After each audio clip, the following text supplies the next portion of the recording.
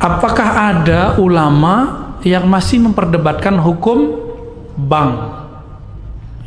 Mau denger nggak nih? Ya, ini pahit ini ya.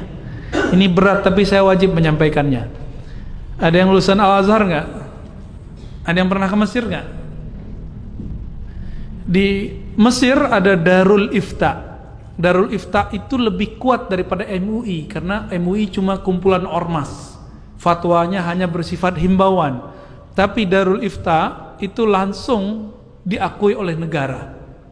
Itu di Mesir. Ya, fatwanya itu langsung diakui oleh negara. Ulama Mesir tahun 82-83 mengeluarkan fatwa bank itu apapun namanya haram. Alasannya apa? Karena bertambah, ada yang bertambah, bunga apapun namanya disebut dengan riba.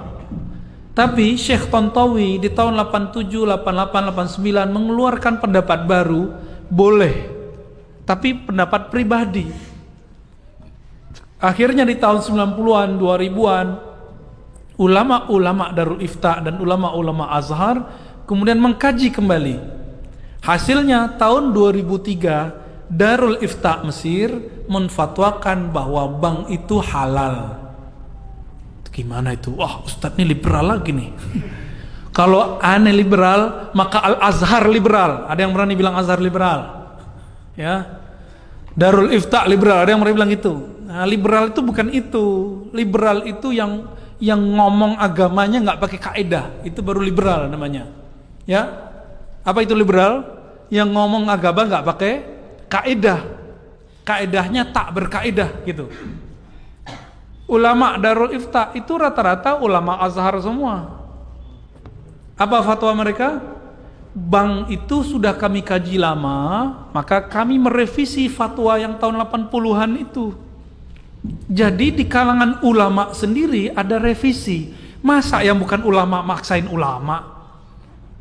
Ustadz kadang takut sama jamaah, akhirnya Ustadz terpaksa juga ikut-ikut sama selera jamaah. Tapi kata guru kami ya, menanggapi perdebatan itu, Syekh Ali Mustafa Yaqub, Kiai Ali Mustafa Yaqub itu punya buku. Ada ikan tuna kok pilih bawal gitu. Ada ikan apa yang gede-gede itu? Ikan kakap kok pilih teri. Maksudnya apa? Udah ada bank syariah kok masih terjebak bank konvensional, meskipun ada ulama yang membolehkan bank konvensional. Jadi gimana sikap kita terhadap persoalan bank? Karena ulamanya beda pendapat, maka antum harus siap-siap beda pendapat dan beda pendapatan. Ya. Lalu ada persoalan di sini ya. Saya melihat, memandang, meneliti, mengobservasi orang-orang yang mengharamkan bank, gerakan anti riba ini nggak kafah juga. Dia gerakan anti ATM, kredit, debit, bahkan anti bank syariah. Namun masih pakai fulus rupiah. Kalau berangkat haji pakai real dan dolar. Saya mau tanya, yang mengeluarkan nilai, bukan nyetak, kalau nyetak ada pencetaknya ya, yang mengeluarkan nilai angka rupiah itu bank atau emas? Terjebak nih, lagi serius dibuat begitu jadi keblinger ya, keblank ya. Yang buat itu bank atau bukan? Bank apa yang mengeluarkan nilainya? BI. Antum itu mengharamkan bank tapi pakai produknya, tuh tanda nggak paham hukum fikih dan qawaid fikih. Dalam kaidah fikih ada sebuah kaidah at-tabi'u tabi'un. Kalau kamu mengharamkan A, maka apapun yang dihasilkan dari A haram. Kalau kita haramkan bank, maka antum haram menggunakan ATM, haram menggunakan fulus kertas atau fulus koin ataupun elektronik, haram semua. Maka beragama jangan picik. Oh, kita kembali ke dinar dan dirham. Allahu Akbar. Dinar itu diadopsi Rasulullah dari Romawi. Ya kan? Nabi aja bisa ngadopsi, masa ente nggak ngadopsi? Ini mau kembali ke zaman barter kali ya? Mau zaman barter? Nauzubillah min dzalik. Yang dianggap ilmu ternyata ketidakmengertiannya. Tidak mengerti itu kalau bahasa kasarnya apa? Jahilun.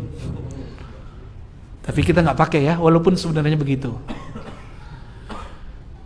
Jadi ulama kita beda pendapat. Saya sudah tanya ke MUI di pusat, ternyata MUI yang mereka masuk ke DSN, Dewan Syariah Nasional, itu ternyata pas dicek dompetnya separuh itu bank konven. Tapi dia duduk di Dewan Syariah Nasional yang membawahi bank-bank syariah. Kan aneh. Iya, ternyata ulama-ulama yang yang menganjurkan bank konvensional sendiri juga belum tentu mengharamkan bank ulama yang menganjurkan bank syariah belum tentu juga menganjurkan bank. Nah, begitulah ya. Dia belum move on 100% gitu.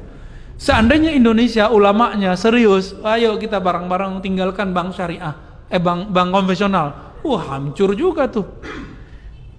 BUMN itu membawahi beberapa bank. Kalau kita tutup bank, bisa hancur negara ini. Maka bank itu salah satu nafasnya negeri ini. Antum percaya atau tidak? Buat jalan itu kalau gak ada bank gak jadi. Ya, bangun kampus-kampus Islam, kampus-kampus negeri yang Islam, pesantren-pesantren, semuanya itu yang Islami. Tanpa bantuan lewat bank gak jadi. Kalau lewat bank ketahuan mana yang gratifikasi, ketahuan nggak? Ketahuan Pak. Tapi kalau pakai kardus, pakai kotak, pakai plastik nggak ketahuan. Hati-hati di sini. Oleh karena itu, saya mengajak, ayo ulama kita sudah buat di bank syariah, ya. Namun jika memang belum bisa meninggalkan bank konvensional, ambil seperlunya, tapi bangun semangat untuk membesarkan bank.